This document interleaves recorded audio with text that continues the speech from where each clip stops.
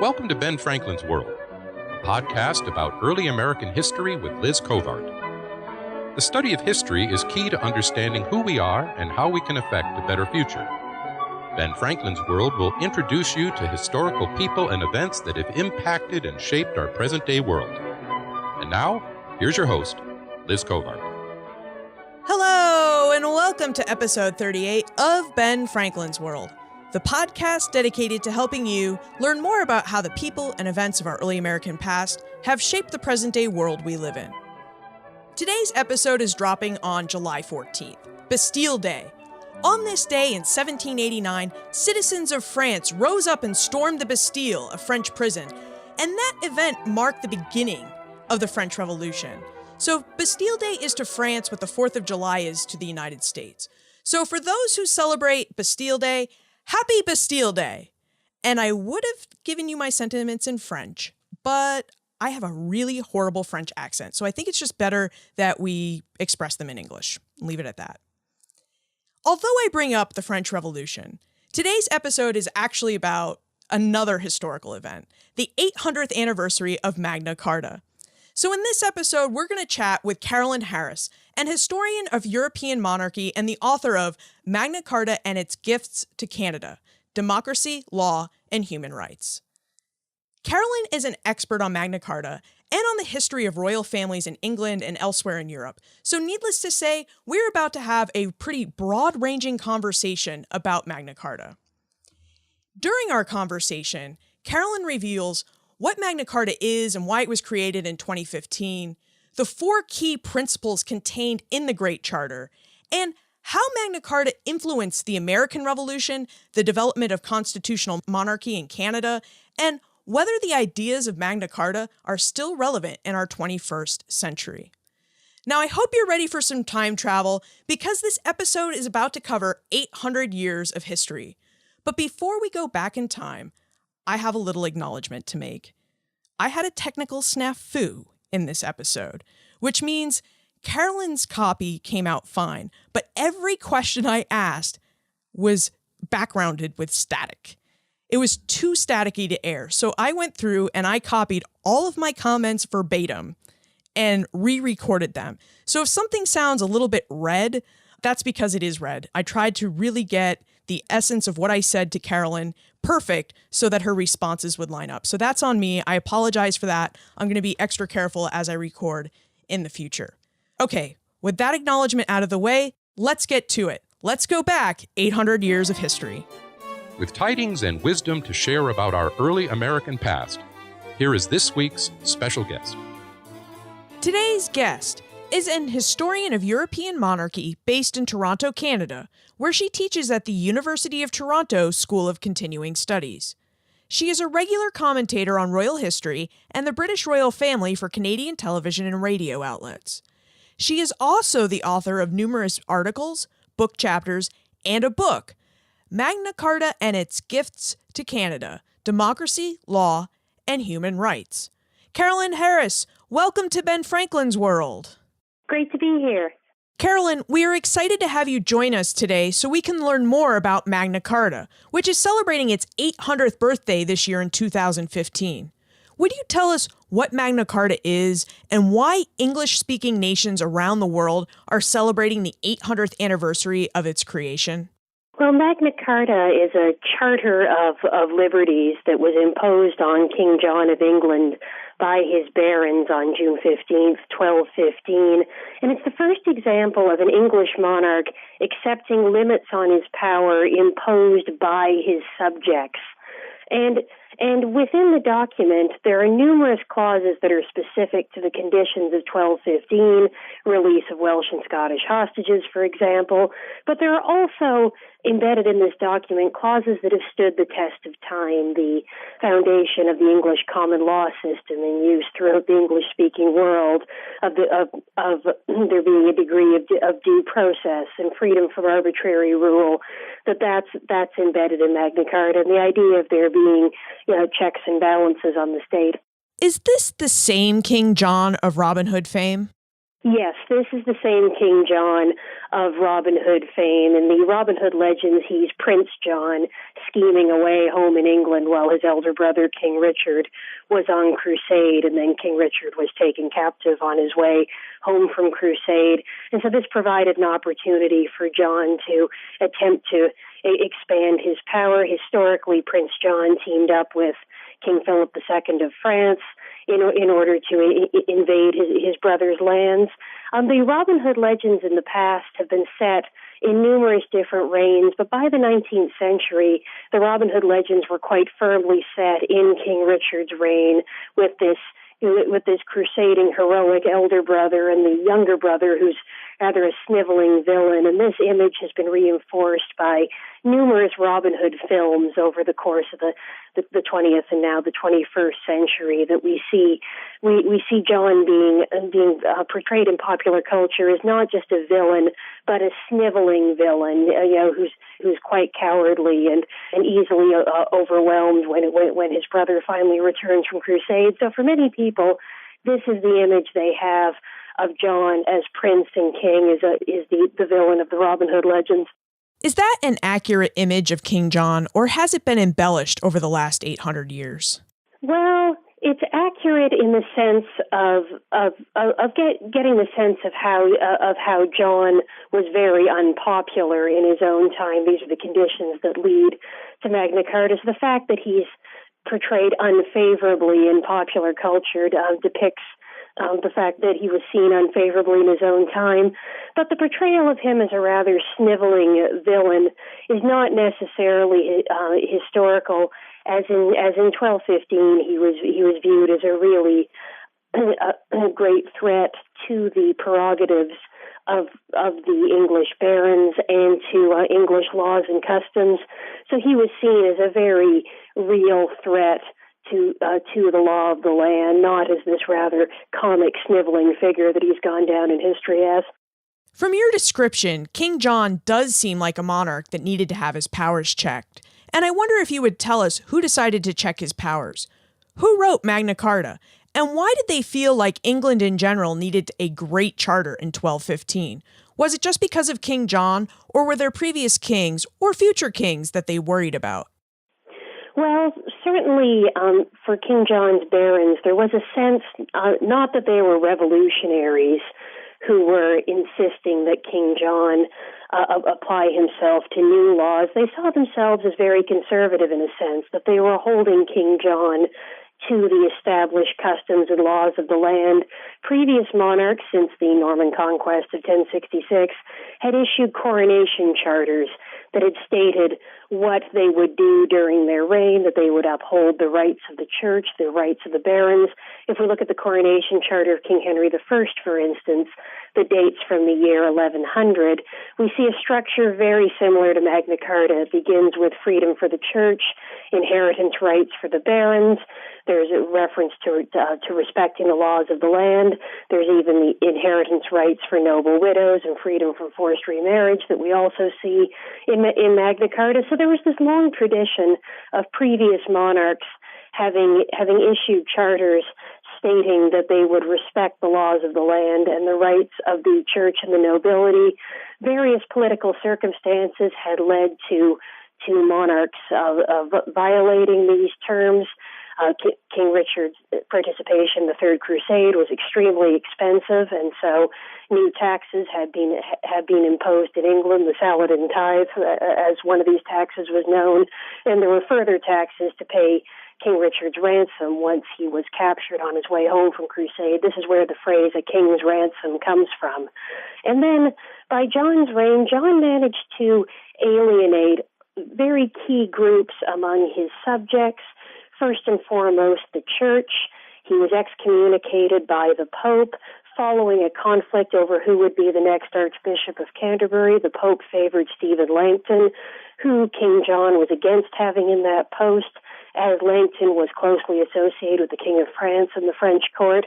John and the King of France had been allies during Richard's reign, but were once again at odds once John became king.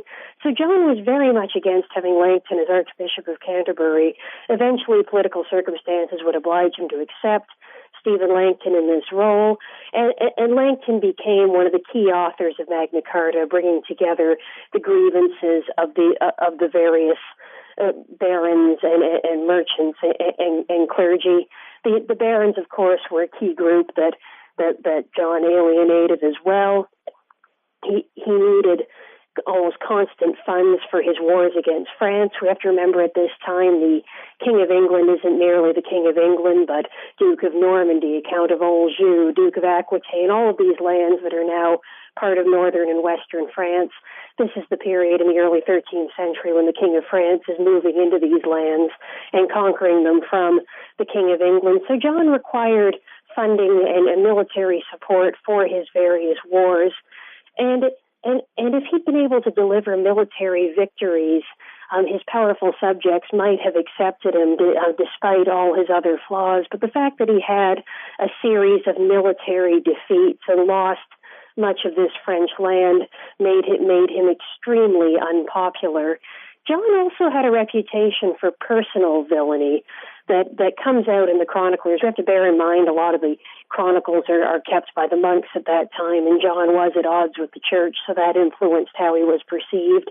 But we see examples of previous kings had taken mistresses, but John seemed to favor the wives and daughters of his barons, which meant that some of his barons had very personal grievances against John and not simply political grievances. So by 1215, John has alienated the church. He's alienated a key faction of rebel barons. He's alienated the city of London. The loss of the city of London was what led to John having to accept Magna Carta. He's also alienated his son-in-law, Llewellyn the Great, Prince of Wales, and his future son-in-law, King Alexander of Scotland. So John's perceived villainy brought together all these various groups who might normally have conflicts with each other, but they were united in their opposition to John. In Magna Carta and its gifts to Canada, Carolyn reveals that the Great Charter outlined 4 key principles. Carolyn, you have touched upon these principles in passing, but would you address them more specifically? What are the principles contained in Magna Carta? Well, as I mentioned before, we do have all sorts of principles that apply to the conditions of the 13th century. But when we look more specifically at the center of the document, clauses 39 and 40, we see key principles that have stood the test of time. One key principle is the idea that nobody is above the law of the land. There were established customs and laws that dated from Anglo-Saxon times, from before the Norman conquest of 1066. And while we think of the first Norman king, William I, as William the Conqueror, William saw himself as the legitimate successor to the Anglo-Saxon line. The second last Anglo-Saxon king, Edward the Confessor, had been a cousin of his. So William the Conqueror made clear that he was going to respect and uphold these Anglo-Saxon laws that had existed before 1066. And the Coronation Charters of subsequent kings also make clear that they're part of that legal tradition. Now, where John alienated this key faction of rebel barons, that he placed himself as being above these laws of the land, imposing arbitrary and harsh punishments for comparatively minor offenses, making changes to the customary inheritance rights of the nobility to ensure that he would receive a greater amount of the income that was being transferred from generation to generation. So John had placed himself in a role where he was above the law in many ways. And what's key about Magna Carta is it places the king within the legal framework. There are clear penalties in the document if the king decides to violate the law of the land, that he might be punished financially. And this continues over the course of the 13th century with the development of Parliament, the idea of there being all these outside checks and balances on the monarch's rule to ensure that the monarch obeys the law of the land. We also see the right to judgment by one's peers. This is another idea that had been alluded to within the earlier Coronation Charters. Because of the feudal system that existed at this time in England, the entire noble class was expected to have a working knowledge of the law, as they would be presiding over manorial courts and judging disputes among the peasantry that worked on their land. John's father, Henry II, had made efforts to centralize the justice system to some degree, ensure that there was a grand jury, but formal legal education and the law is a very specific profession doesn't develop until a bit later in the 13th century. At this time, the whole noble class is expected to have a knowledge of the law of the land, and therefore the nobility strongly believed in settling disputes amongst themselves. Previous monarchs had acknowledged this, that cases of treason, for instance, would be judged by the king, but land disputes between various members of the nobility might be judged amongst themselves. So we see this early nod to the right to judgment by one's peers. We see another key principle is an early example of women's rights in Magna Carta. It's a very small example for a very small portion of the population, elite noble widows who were exempt from forced remarriage and were allowed to receive their inheritance upon becoming widowed. And this wasn't seen at the time as strictly an issue that affected women, but that affected the entire noble class.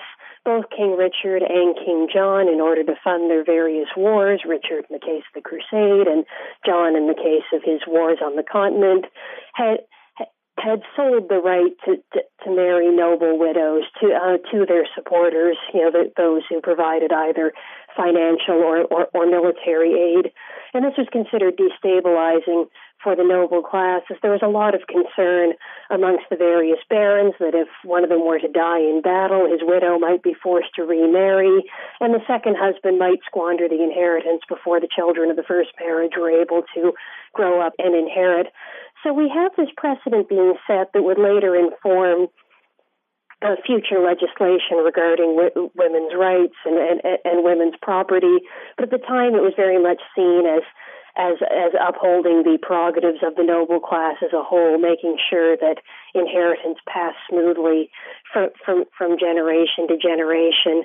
So we see all of these principles bringing together Magna Carta as a document that would uphold the legal rights of the nobility. There are also clauses applying to the clergy, Archbishop Stephen Langton being one of the authors of the document, a key author. The document, of course, begins with freedom for the church.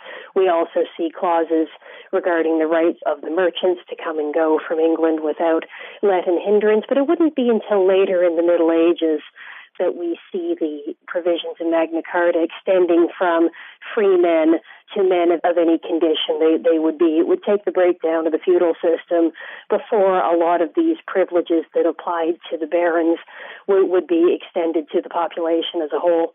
Magna Carta was a big deal. It seemed that most Englishmen in the 13th century had heard of the document and could tell you the rights, privileges, and limitations on the powers of the king that it contained. But by the 16th century, it became an obscure legal text that few had heard of. Carolyn, how and why did the Great Charter fall out of favor and away from the forefront of English minds between the 13th and the 16th centuries? Well, it's interesting, over the course of the 13th century, Magna Carta was very well known because the document was copied by scribes, engrossed with the king's seal, and these various versions of the document were distributed throughout England and probably into Scotland and Wales as well, considering there was Scottish and Welsh participation in support for the document. So hundreds of copies of Magna Carta were created over the course of the 13th century, and the document was designed to be consulted in castles and cathedrals and in law courts throughout England. It was read aloud. We have to bear in mind that much of the population was not literate at this time. It was translated from the Latin into Norman French, the language of the nobility, and English, the language of the common people. And we see the document being reissued by John's son, Henry III, and his grandson, Edward I, And the document plays a key role in the political developments of the 13th century. The Second Barons' War breaks out during the reign of King Henry III, John's son. Now, Henry III did not share John's reputation for villainy. He's the king who commissioned the Westminster Abbey that we can see today, and was by all accounts a very devoted husband and father, so he had many personal virtues, but he was prone to favoritism and of favoring foreign relatives of his mother and his wife over his English barons.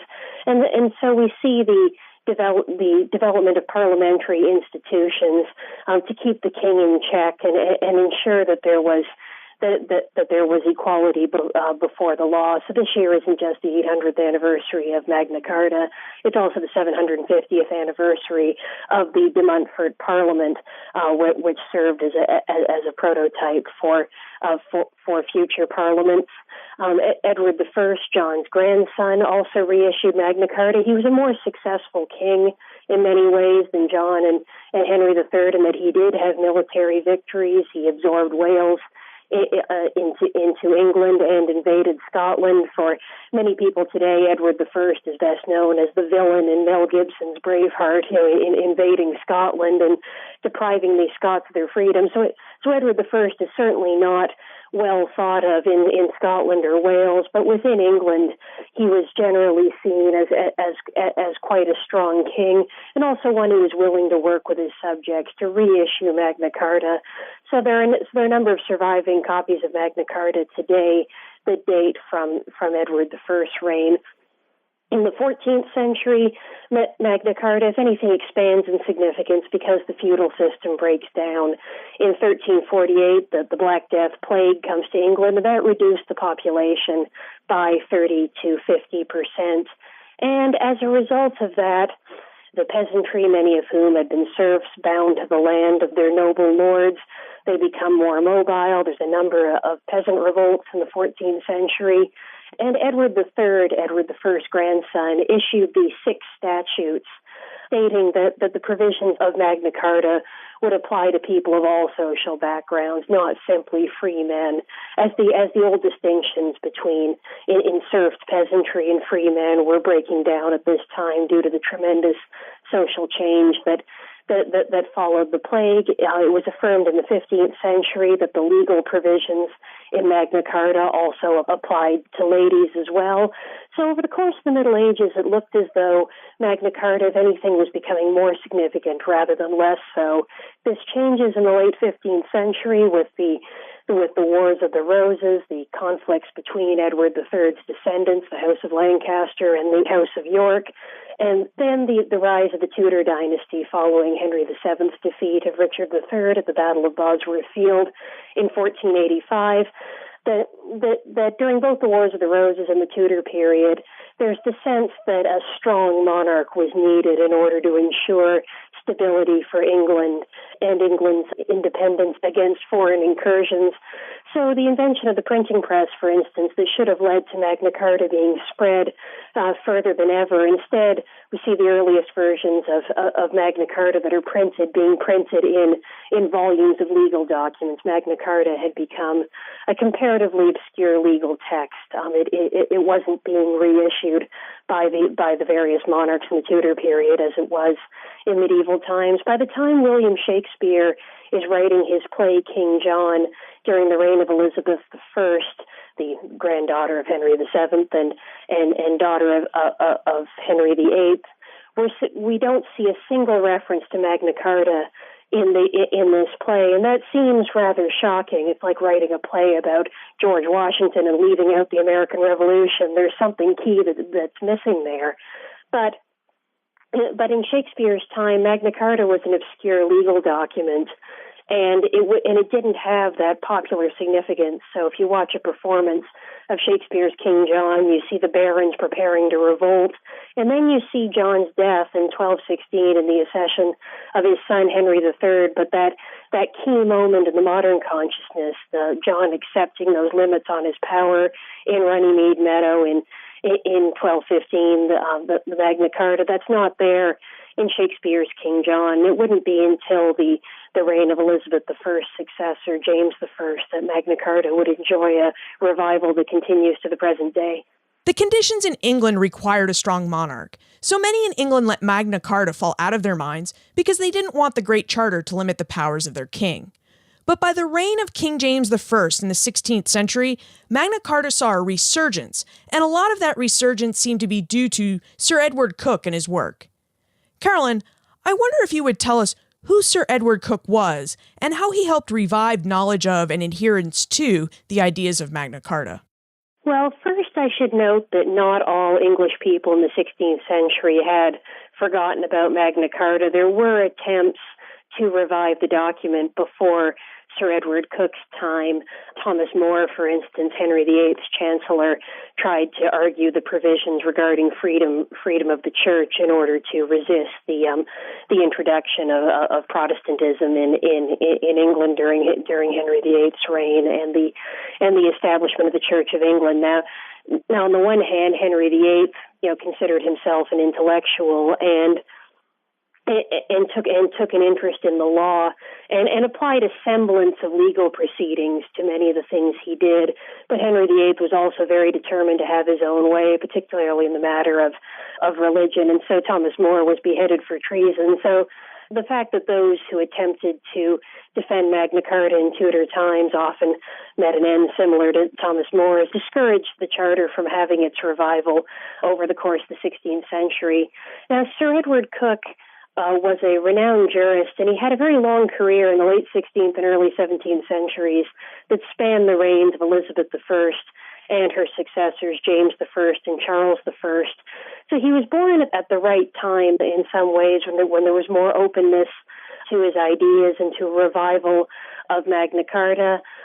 James I, he had been James VI of Scotland before he became James I of England, was another monarch who considered himself an intellectual and had written a number of treatises on government. So rather than suppressing disagreement with his rule, James I was prepared to debate Sir Edward Coke, and Coke emphasized how important Magna Carta was to the foundation of English liberties.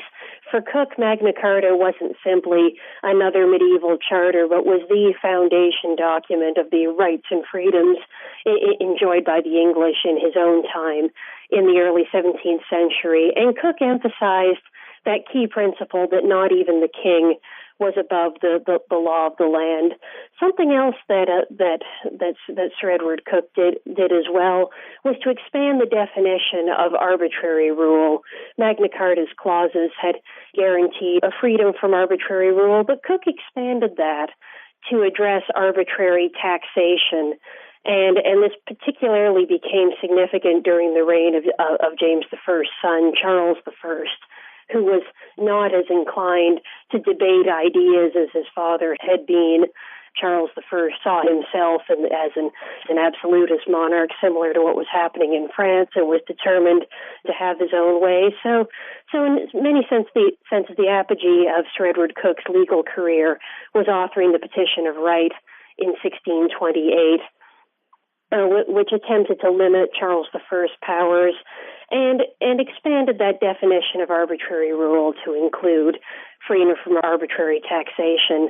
Now, in a more global sense, Sir Edward Coke's ideas spread in that he was involved in authoring the founding charter of the state of Virginia, for example, so his ideas made it to the 13 colonies that way. And Coke also wrote the law textbooks, the institutes of laws at that time that were studied by Thomas Jefferson and James Madison. So when we think of the significance of Magna Carta today, often we're thinking of Magna Carta through the lens of Coke's commentaries, which in many ways came to be seen as more significant in a global context than the original document itself.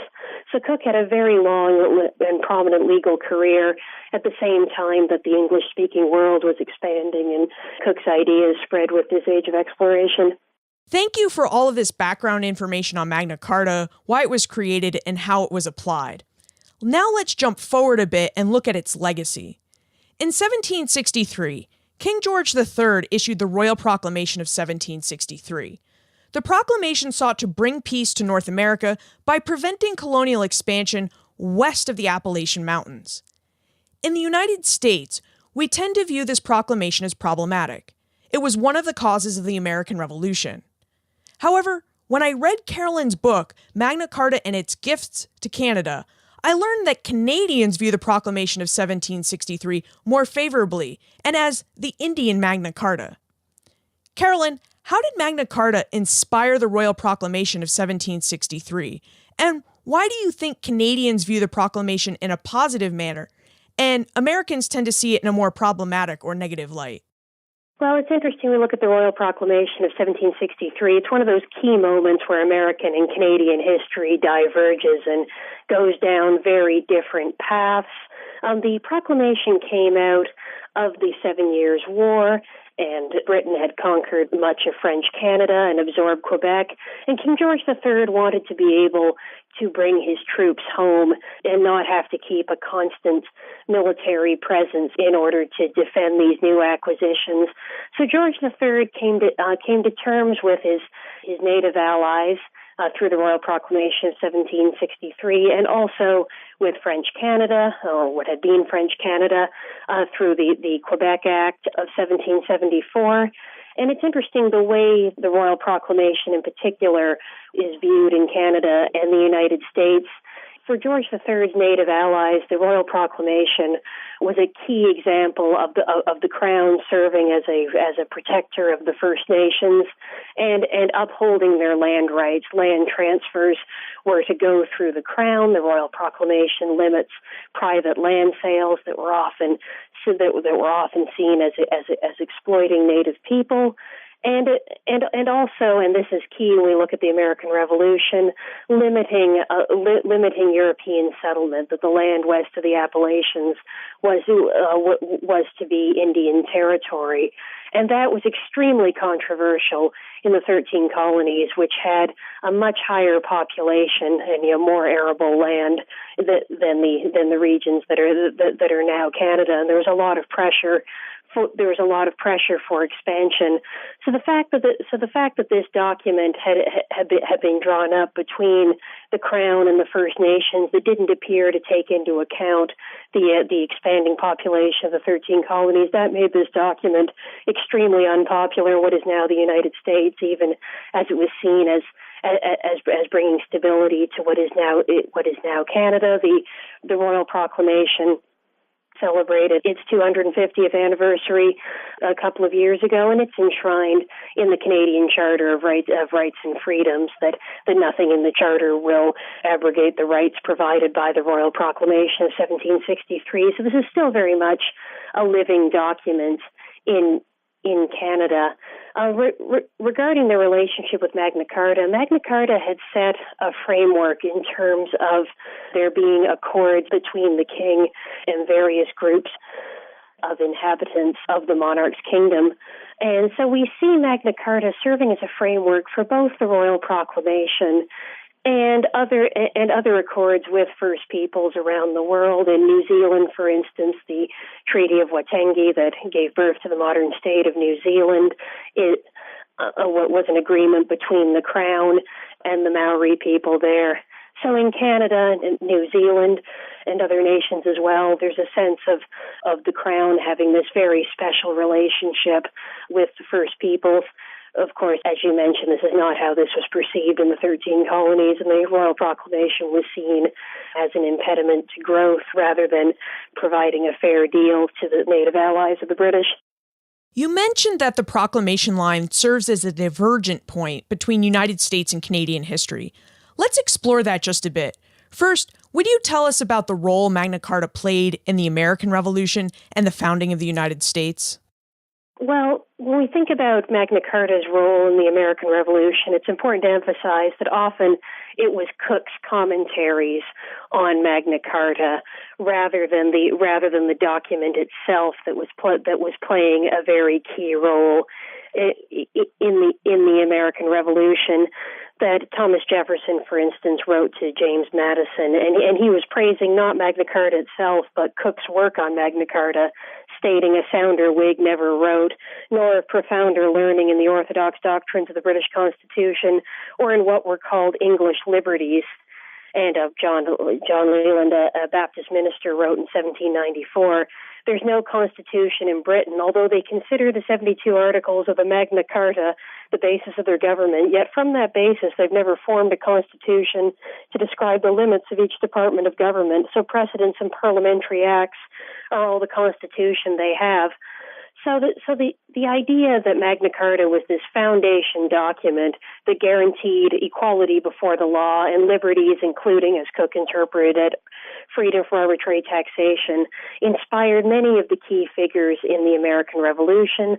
Magna Carta was also seen as a way of bringing together the very diverse settlers who settled in what is now the United States. William Penn, for instance, had Magna Carta printed, feeling as though settlers who came from regions that were not part of the English-speaking world should know their rights under Magna Carta so that they could integrate into the political and legal traditions of the 13 colonies. So Magna Carta assumed this totemic status in the United States that continues to the present day, because the key figures in the American Revolution viewed the document as being the foundation of all English liberties and political and legal rights, in the same manner as Sir Edward Coke had interpreted Magna Carta in 17th century England. How has Magna Carta influenced Canada and its government? Also, would you provide us with a brief overview of the structure of the Canadian government? Well, the system of government in Canada is different from that of the United States in that Canada is a constitutional monarchy with the Queen as head of state, as she is in 16 Commonwealth realms around the world, such as Australia, New Zealand, Jamaica, Papua New Guinea, the Solomon Islands. So we share a head of state with these other Commonwealth realms, but it's a distinct Canadian crown, the Queen in her role as Queen of the United Kingdom. That's separate from her role as Queen of Canada. The Prime Minister is head of government over a parliamentary system, and Canada achieved confederation in 1867. So this is later than the American Revolution, and Magna Carta had reached a different stage in its development. Over the course of the 19th century, a number of parliamentary acts repealed some of the specific clauses of Magna Carta. There are still clauses that remain on the statute books in the United Kingdom. For instance, freedom for the church, freedom for the City of London, and the justice will not be denied or delayed, one of the key clauses that had remained constant throughout the 13th century versions of Magna Carta. But the fact that Canada achieved its independence and inherited the British constitutional and legal and political traditions in the 19th century rather than earlier meant that Magna Carta came to assume a different role. In Canada, Magna Carta came to be seen as a symbolic document to a greater degree that guaranteed rights and freedoms rather than legislation that should be taken literally. Magna Carta has been cited in Canadian court cases, but there's a sense that it's amenable to parliamentary legislation, whereas in the United States, for example, there are key clauses of Magna Carta and ideas from Magna Carta that went straight into the Bill of Rights in the Constitution. So Magna Carta was treated more literally in the American context than in the Canadian context, in which Magna Carta was but one aspect of this larger British constitutional tradition. A key aspect of Magna Carta's legacy for Canada is the development of the constitutional monarchy. As I mentioned before, King John is the first monarch to accept limits on his power imposed by his subjects, and that process continues with some exceptions. The Tudor period, as I mentioned before, as an example, monarchs have more power, but there's this general progression of monarchs having their powers limited more and more. Charles I, who had been limited by the Petition of Right, he decided to dismiss Parliament from 1629 to 1640, and ultimately Charles I lost his kingdom and his head during the English Civil Wars of the 1640s. And although the monarchy was restored in England in 1660, Charles I's descendants knew that they could not attempt to govern as Charles I had done, and had to make accords with their subjects. In 1689, following the Glorious Revolution of 1688, Charles I's grandchildren, William of Orange, who became William III, and Mary II, were invited to become joint King and Queen of England on the condition that they accepted a Bill of Rights that would limit their power and the power of their successors. So in the Canadian context, we see not only the English common law system, which had such a profound impact on the whole English-speaking world, but Magna Carta being at the beginning of this process that led to the development of a constitutional monarchy with the monarch as head of state and the prime minister as head of government that continues to be the system of government in Canada. We have gone from the 13th century to the 18th century. Let's bring it home, Carolyn. What would you say the legacy of Magna Carta is today? Do you think that the Great Charter and its ideas are still relevant in our 21st century? Yes, I think Magna Carta and its ideas remain relevant because this is a living document that has been interpreted and reinterpreted over the centuries. And in the 20th century context, it informed the United Nations Universal Declaration of Human Rights. And so the committee chaired by American First Lady Eleanor Roosevelt that brought together this declaration made use of Magna Carta and other legal documents from around the world. And it took some of the ideas of Magna Carta that perhaps had only been seen in the context of the English-speaking world into a wider, more global context. And so we see 800 years after Magna Carta that its promises of freedom from arbitrary rule and equality before the law continue to resonate in a variety of political and social contexts. Let's move into the time warp. This is a fun segment of the show where we ask you a hypothetical history question about what might have happened if something had occurred differently or if someone had acted differently.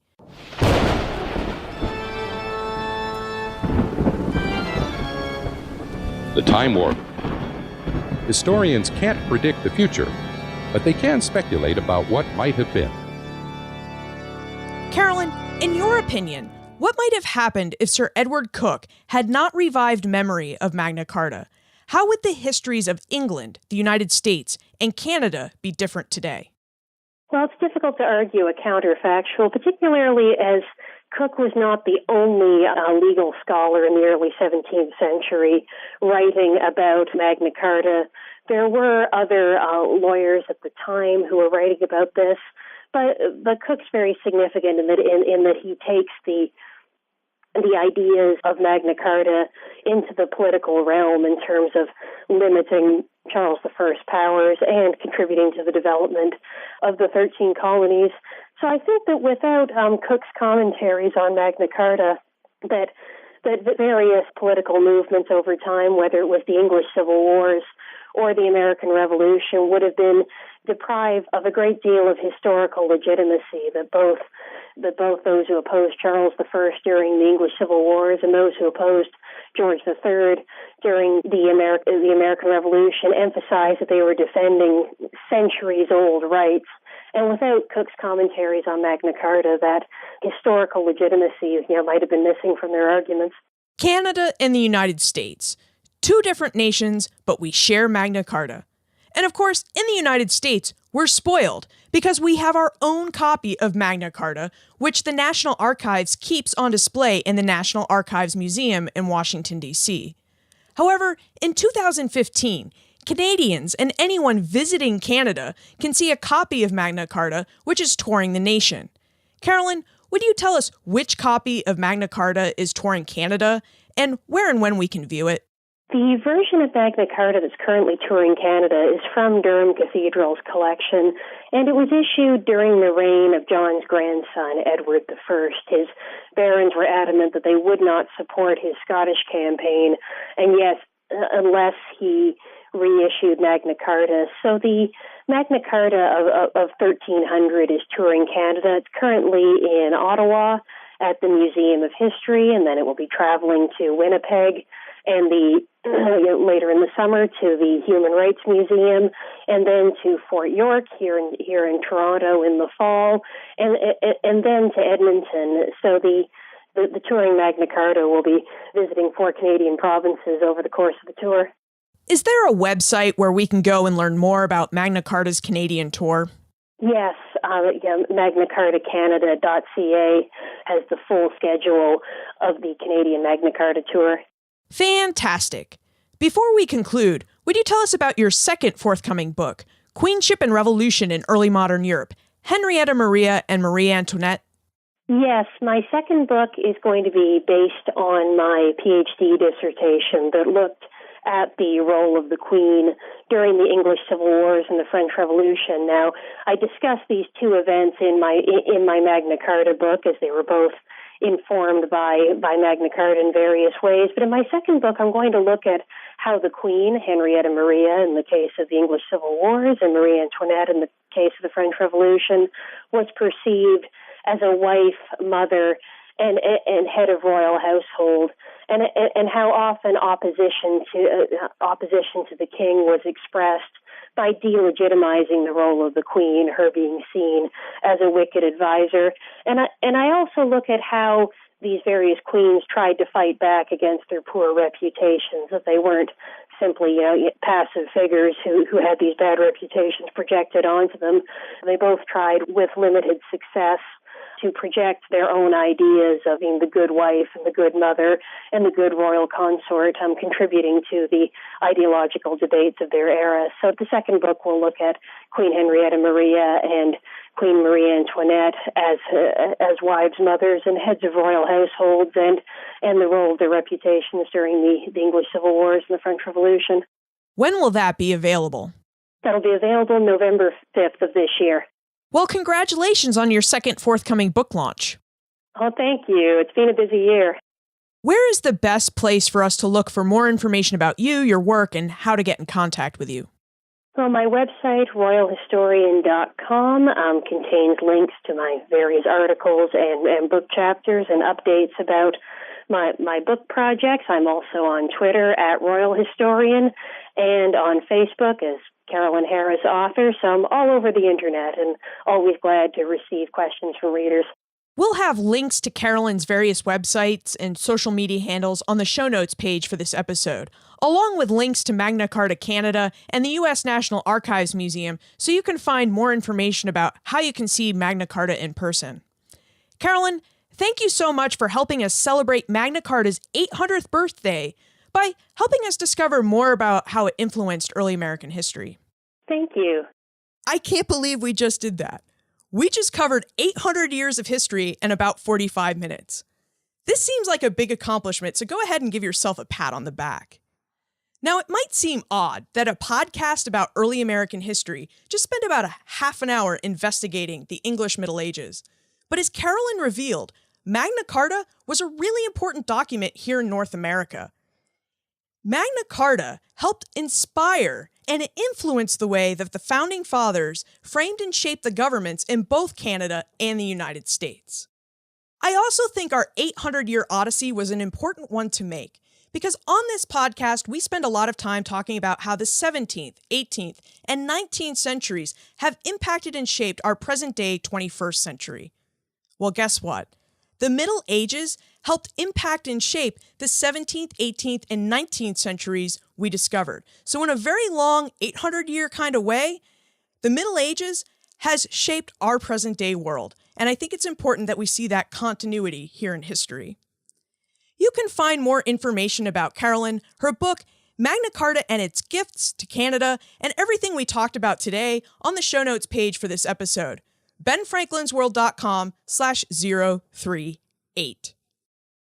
Have you signed up for our Ben Franklin's World listener meetup yet?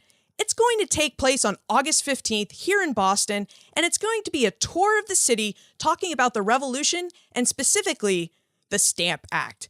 We're going to commemorate the 250th anniversary of the Stamp Act riots here in Boston with a special tour. a tour that I wrote. So I hope you're going to come along because I'm really excited to show you my city. You can find more information about the tour and you can sign up by going to benfranklinsworld.com/meetup. Now, I know I have way more people downloading this podcast than are in Poor Richard's Club, and it's fine if you don't want to join. But if you've been meaning to join Poor Richard's Club so you can hang out with me and all our other friends that love history, well, you could text BF World to 33444 and sign up for the Franklin Gazette right on your cell phone. That's right, you can do that. 33444, text BF World, and you'll have the opportunity there to get access to Poor Richard's Club, our social community on Facebook, and you'll also get the Franklin Gazette, which will put every week's show notes right in your inbox, so you won't even have to visit all those URLs that I give you. Finally, have you seen Magna Carta in person? I had the opportunity to see it at the Museum of Fine Arts in Boston last year in 2014, and it was a pretty impressive sight. The document wasn't nearly as big as I thought it would be, but it was still impressive. If you've seen Magna Carta, I'd love to know what your experience has been. Why don't you post a comment in Poor Richard's Club on the show notes page for this episode? You can send the comment to me via email, liz@benfranklinsworld.com, or if you can fit it in 140 characters, go ahead and tweet it to me at Liz Covart. And remember, never leave till tomorrow that which you can do today.